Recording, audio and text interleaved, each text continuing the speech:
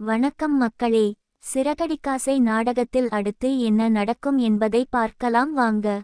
அதுக்கு முன்னாடி நீங்க நம்ம சேனலை சப்ஸ்கிரைப் பண்ணாமல் இருந்தால் உடனே பண்ணிடுங்க. முத்து சபரி விட்டுட்டு போயிட்டு இருக்காங்க கார்ல. அப்ப கரெக்டா பரசுவை பாக்குறாங்க. என்ன மாமா இங்க நடந்து போயிட்டு இருக்கீங்க அப்படின்னு சொல்லி கேக்குறாங்க. இல்லப்பா, இந்த கல்யாண வேலையாதான் போயிட்டு இருக்க அப்படின்னு சொல்றாங்க. அதுக்கு ஏன் நடந்து போயிட்டு இருக்கீங்க? வாங்க, நான் கொண்டு போய் விட்டுருவேன் அப்படின்னு சொல்றாங்க. உனக்கு சவாரி இருக்கும்பா, எதுக்குப்பா உனக்கு சிரமம் அப்படின்னு சொல்றாங்க. அதெல்லாம் பரவாயில்லை வாங்க அப்படின்னு சொல்றாங்க. அதுக்கு அடுத்ததா வந்துட்டு அப்படியே பேசிட்டே போறாங்க. போறப்போ, சரி மாமா, எங்க போகணும் சொன்னீங்கன்னா அங்க போய் விட்டுருவேன் அப்படின்னு சொல்றாங்க. வேற எங்கப்பா? இந்த மாப்பிள்ளையோட மாமாவை தான் பார்க்க போகணும் அப்படின்னு சொல்றாங்க. மாமா, ஆமா, நாங்களும் ரொம்ப நாளா அவரை பார்க்கணும்னு தான் நினைச்சுட்டு இருந்தோம். பரவால்ல, நல்லாதான் போச்சு. இப்ப நீங்க போறப்பவே நானும் கூடவே வந்து பார்த்துல அப்படின்னு சொல்றாங்க. சரி, இப்ப உனக்கு சவாரிக்கு ஒன்னும் பிரச்சனை இல்லையா அப்படின்னு கேக்குறாங்க. அதான் இப்பதான் வந்து ஒருத்தங்களை விட்டுட்டு வந்தேன். இனிமேல் ஏதாவது சவாரிக்கு கால் பண்ணாதான் உண்டு அப்படின்னு சொல்றாங்க. சரி முத்து, வா போலாம். நானும் தனியாதான் போகணும்னு நினைச்சுட்டு இருந்தேன். பரவாயில்லை, வா போலாம் அப்படின்னு சொல்றாங்க. என்ன, கையில பத்திரிக்கை எல்லாம் வச்சிருக்கீங்க? பத்திரிக்கை வந்துருச்சாங்க மாமா அப்படின்னு கேக்குறாங்க. ஆமாப்பா, இப்பதான் வந்து நான் வீட்டுக்கு வந்து கொடுத்துட்டு வந்தேன்.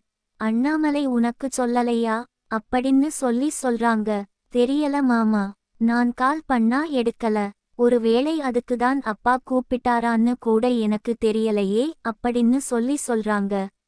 இப்பதான்பா பத்திரிக்கை எல்லாம் கொடுத்துட்டு வந்தேன்.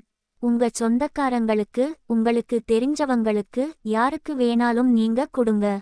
சேர்த்துதான் கொடுத்து வந்திருக்கேன் அப்படின்னு சொல்லிட்டு இருக்காங்க. அதான் பத்திரிக்கை கொண்டு போய் கொடுக்க போறீங்களா அப்படின்னு கேக்குறாங்க. ஆமா, மாமாக்கு. அவங்க மாமாவுக்கு கொண்டு போய் பத்திரிக்கை கொடுத்தோம்னா அவங்களும் வந்து எல்லாத்துக்கும் கொடுக்க வேண்டியவங்களுக்கு எல்லாம் கொடுப்பாங்க. இல்ல, டைம் ஆயிடுச்சுல, கொஞ்ச நாள் தானே இருக்குது கல்யாணத்துக்கு அப்படின்னு சொல்றாங்க. அதுவும் சரிதான், வாங்க போலாம் அப்படின்னு சொல்லிட்டு போறாங்க. அங்க போன உடனே அங்க போய் கறிக்கடையை விசாரிக்கிறாங்க. அவரு இப்பதான் கடையை க்ளோஸ் பண்ணிட்டு வீட்டுக்கு போனதா சொல்றாங்க அங்க இருக்கிறவங்க. சரி, ஓகே, வீட்டுக்கே போலாம்னு சொல்லிட்டு அங்க வீட்டுக்கு போறாங்க. போன உடனே வந்துட்டு முத்து வந்து காரை நிறுத்திட்டு வர்றதுக்குள்ள அவர் உள்ள போறாரு. போறப்ப பேசிட்டு இருக்காங்க. பேசுற சவுண்ட் வெளில கேக்குது. இந்த குரல் நம்ம அன்னைக்கே நம்ம நினைச்ச மாதிரி, இது ஏதோ நமக்கு பழகப்பட்ட குரல் மாதிரிதான் இருக்கு. யாருன்னு தெரியலையே. நமக்கு தெரிஞ்சவங்க யாராவது இருப்பாங்களோ? ஆனா இந்த ஏரியாவுல கதை போடுறவங்களும் நமக்கு தெரிஞ்சவங்க யாரும் இல்லையே இதுவரைக்கும் அப்படின்னு நினைக்கிறாங்க. சரி, எதா இருந்தாலும் பரவாயில்லை, உள்ள போய் பார்ப்போம் அப்படின்னு சொல்லிட்டு உள்ள போறாங்க. உள்ள போறப்பதான் எதிர்ச்சியை வந்து கரெக்டா பிரவுன் மணியை பாத்துறாங்க.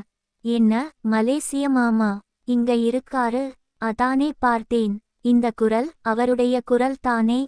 என்ன, மலேசியை மாமா, நீங்க எப்படி இங்க அப்படின்னு கேக்குறாங்க. அதுவும் மாப்பிள்ளைக்கு வேற நீங்க மாமான்னு சொல்றாங்க, தாய் மாமான்னு வேற சொல்றாங்க அப்படின்னு சொல்றாங்க. கேட்ட உடனே என்ன சொல்றதுன்னு தெரியாம வாயடைச்சு போய் நின்னுட்டு இருக்காங்க. ஐயையோ, சம்மந்தி வீட்டுக்காரங்க வேற வந்திருக்காங்க. இப்போய் நான் என்ன சொல்ல முடியும்? நான் இப்ப ஏதாவது போய் சொன்னதெல்லாம் தெரிஞ்சதுன்னா பொண்ணு கொடுக்காம போயிட்டா என்ன பண்றதுன்னு தெரியலையே. ஆனா இப்ப முத்துவும் சமாளிச்சாகணுமே அப்படின்னு சொல்றாங்க. முத்து, வம்சத்து, உங்ககிட்ட கொஞ்சம் பேசணும் அப்படின்னு சொல்றாங்க. அப்போ அவரு பரசு கேக்குறாரு. என்ன, இவரு முன்னாடியே உங்களுக்கு தெரியுமா அப்படின்னு கேக்குறாரு. தெரியுமாவா? நம்ம ரோகிணி இருக்காங்க இல்லப்பா, அதான் பார்லர் அம்மா, அவங்களுடைய சொந்த மாமா தானே இவரு அப்படின்னு சொல்றாங்க. அதெல்லாம் ஒன்னும் இல்லப்பா அப்படின்னு சொல்றாங்க. அதெல்லாம் ஒன்னும் இல்லையா? அப்ப உங்களுக்கு எப்படி என்னைய தெரியும் அப்படின்னு சொல்லி கேக்குறாங்க. அப்ப நீ முத்துதான்பா, உங்க வீட்டுக்கெல்லாம் வந்திருக்கேன். உன் வைஃப் பேரு மீனா தானே? எல்லாம் எனக்கு தெரியும். ஆனா நீ நினைக்கிற மாதிரி நான் ரோகிணியுடைய மாமா கிடையாது அப்படின்னு சொல்றாங்க. அப்புறம் நீங்க தானே வந்தீங்க அப்படின்னு சொல்லி கேக்குறாங்க. வந்ததெல்லாம் உண்மைதான்பா. ஆனா நடந்த விஷயத்தை எல்லாம் உங்ககிட்ட சொல்லிடுறேன். சமந்தி கொஞ்சம் இருங்க, நான் வெயிட் பண்ணுங்க. நான் மாப்பிள்ளைகிட்ட கொஞ்சம், முத்துக்கிட்ட கொஞ்சம் பேசிட்டு வந்துறேன் அப்படின்னு சொல்லிட்டு முத்து கூட்டிட்டு போறாங்க. முத்துக்கு அப்பவே புரிஞ்சிருது, இது ஏதோ வில்லங்கமான வேலையில முடியும் போல இருக்கே. இந்த பாலமா நாம நினைச்சது போல இல்லை. ஆள் மிரட்ட வேலையெல்லாம் பார்த்திருக்கோம் போல இருக்கு அப்படின்னு சொல்லி நினைச்சுட்டு, என்ன சொல்லுங்க, எதுக்கு இப்படி எல்லாம் திருட்டுத்தனம் பண்ணீங்க அப்படின்னு சொல்லி கேக்குறாங்க. தம்பி இங்க பாருங்க, என் மாப்பிள்ளைக்கு கல்யாணம் ஆக போகுது. இந்த விஷயத்தை பற்றி வெளியில வந்துச்சுன்னா கண்டிப்பா கல்யாணத்துல ஏதாவது சிக்கல் ஆயிட போகுது. அது மட்டும் இல்லாம வீட்ல யாருக்குமே இந்த விஷயம் தெரியவே தெரியாது. நான் காசு பணத்துக்காக ஆசைப்பட்டுலாம் நடிக்க வரலப்பா. வித்யா பொண்ணுகிட்ட நானு சான்ஸ் கேட்ட வந்தேன். அந்த பொண்ணுதான் இப்படி நடிச்சு நல்லா நடிச்சீங்கன்னா தான் உங்களுக்கு சான்ஸ் கிடைக்கும்னு சொல்லி சொன்னாங்க. அதனாலதான் நடிக்க போனேன். ஆனா போக போகத்தான் தெரிஞ்சது, ஏதோ தப்பான விஷயத்துல இவங்க ஏதோ நடிச்சிட்டு இருக்காங்கன்னு சொல்லிட்டு நான் அப்பவே ரோகிணி பாப்பா கிட்டையும் சொல்லிட்டேன், இனிமேல் நான் நடிக்க மாட்டேன்னு சொல்லி. அதனாலதான் அவங்க கூட அன்னைக்கு கடைசியா ஒரே ஒரு தடவை மட்டும் அவங்க அப்பா இறந்ததை சொல்லிட்டு போக சொன்னாங்க. அது மட்டும் தான் நான் பண்ணுனேன்.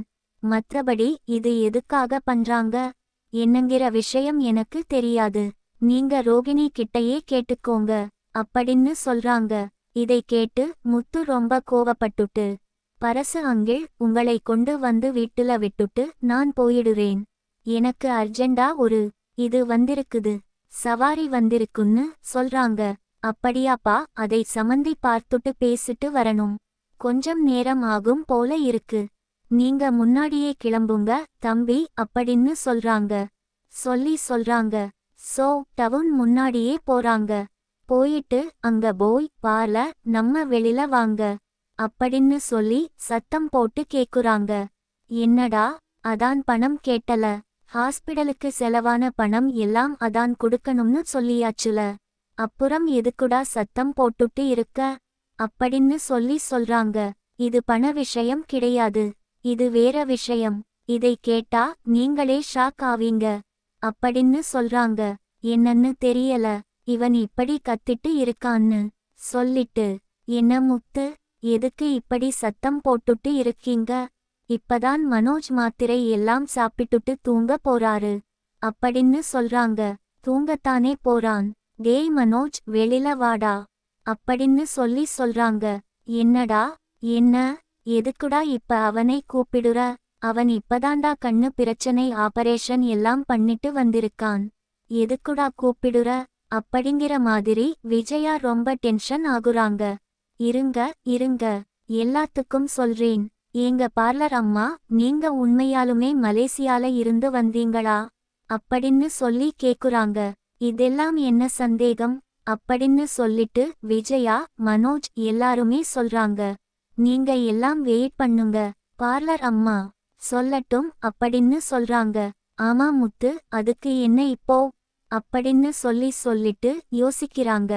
ஒருவேளை ஏதாவது உண்மைக்கு தெரிஞ்சிட்டு வந்துட்டானா அப்படின்னா அதுக்கெல்லாம் சான்ஸே இல்லையே அப்படின்னு சொல்லிட்டு யோசிச்சுட்டு, ஆமா முத்து, இப்ப என்ன அதுக்கு அப்படின்னு சொல்லி கேக்குறாங்க. உங்க பாஸ்போர்ட்ட கொஞ்சம் குடுங்க, இல்லைன்னா உங்க வீட்டு அட்ரஸ் கொஞ்சம் குடுங்க அப்படின்னு சொல்லி கேக்குறாங்க.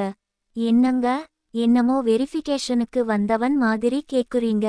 அதெல்லாம் கொடுக்க முடியாது. நான் எதுக்கு உங்ககிட்ட கொண்டு போய் கொடுக்கணும் அப்படின்னு சொல்றாங்க. அப்ப மனோஜ் சொல்றாங்க, இதுவரைக்கும் நானே பார்த்ததில்லை, நீ எதுக்குடா கேக்குற அப்படின்னு சொல்லிட்டு, நம்ம யாருமே கேட்காம இருக்க வேண்டியதுதான். இவங்க நினைச்சதெல்லாம் இஷ்டத்துக்கு போய் பேசிட்டு இருந்திருக்காங்க. அப்படின்னு சொல்றாங்க. போயா அப்படின்னு சொல்லி விஜய் கேக்குறாங்க. நீங்க நினைக்கிற மாதிரி இவங்க எல்லாம் பணக்கார வீட்டு பொண்ணும் கிடையாது. மலேசியால இருந்து வரவும் கிடையாது அப்படிங்கிறாங்க. இதை கேட்ட உடனே விஜயா டென்ஷன் ஆயிட்டு. என்னடா உளர்ற, உனக்கு ஏதாவது தூக்கத்துல இருக்கு, ஏதாவது நடந்துட்டு வந்து ஏதாவது பேசிட்டு இருக்கியா அப்படின்னு சொல்லி கேக்குறாங்க. இங்க பாருங்க, நான் எல்லாம் ஒன்னும் போய் பேசல, உங்க மருமக கிட்ட நீங்களே கேளுங்க அப்படின்னு சொல்றாங்க. இல்லைங்க ஆண்டி, அப்படி எல்லாம் இல்லை, இவர் ஏதாவது உளர்றாரு அப்படின்னு சொல்றாங்க. நான் உளர்றேனா? அப்ப அந்த பிரவுன் மணி உங்களுக்கு தெரியுமா? தெரியாதா அப்படின்னு சொல்லி கேக்குறாங்க. பரவுன் மணியாதான் அப்படின்னு சொல்லி கேக்குறாங்க. வேற யாரும் இல்லை, மலேசியா மாமா அதான். இவங்களுக்கு பிரவுன் மணி எல்லாம் ஒண்ணுதான் அப்படின்னு சொல்லிட்டு இருக்காரு.